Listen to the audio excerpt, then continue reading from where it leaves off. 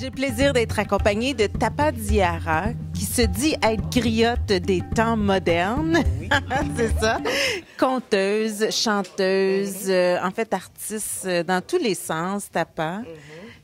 Qu'est-ce que c'est une griotte au juste?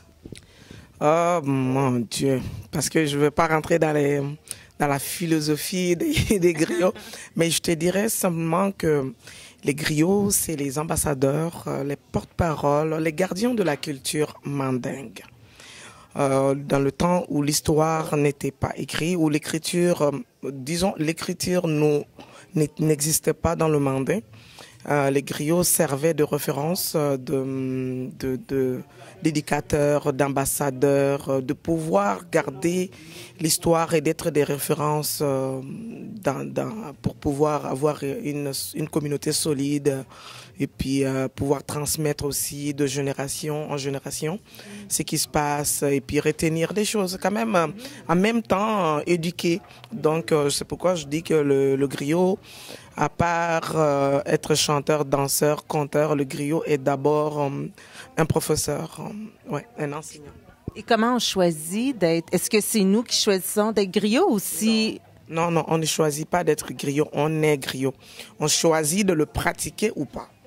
Mais on ne choisit pas d'être griot. Et le griot quand ton père est griot, t'es griot. On est griot de père. Tu transmets tout ce que tu connais de tes ancêtres, de ce qui était là avant toi, aux Québécois? Oui. Aux Québécois, parce que nous avons quitté chez nous, nous sommes venus dans un pays où on ne nous connaît pas. Pour connaître une personne, je pense qu'il faut connaître sa culture. La connaissance de la culture de l'autre te permet de mieux l'accepter. Aujourd'hui, peut-être il y a 30 ans, l'immigration était encore dure. Mais de nos jours, aujourd'hui, nous avons la facilité, un tout peu plus, on l'a plus facile qu'avant. Et nos enfants, je vous jure que dans 20-30 ans, au Québec, on ne fera plus la différence. On ne fera complètement plus la différence de peau ou quoi que ce soit. Parce que pourquoi? Parce que nous sommes en train de faire un travail. Ce travail-là, nous allons dans les écoles. Nous apprenons à tous les enfants, que ce soit les nôtres ou les enfants québécois, ou peu importe les origines, c'est quoi ça? Donc un beau jour, le balafon, qui est censé être un instrument africain, ferait partie du patrimoine québécois. Donc c'est ce travail-là qu'on est en train de faire pour essayer d'enlever les barrières, pour que les enfants ils puissent comprendre les couleurs, les odeurs, les épices. Et puis c'est ça qu'on est en train de faire. On est en train de préparer le terrain de nos enfants. C'est magnifique. Puis parle-moi de ta collaboration avec le rythme du baobab. Oui, le rythme du baobab est comme une famille. C'est une grande famille où chacun travaille selon ses forces. Ma sœur Aminata, c'est ma cousine au fait. Aminata est une jeune femme fougueuse, très très très très ambitieuse. Elle aime les risques que moi j'aime pas.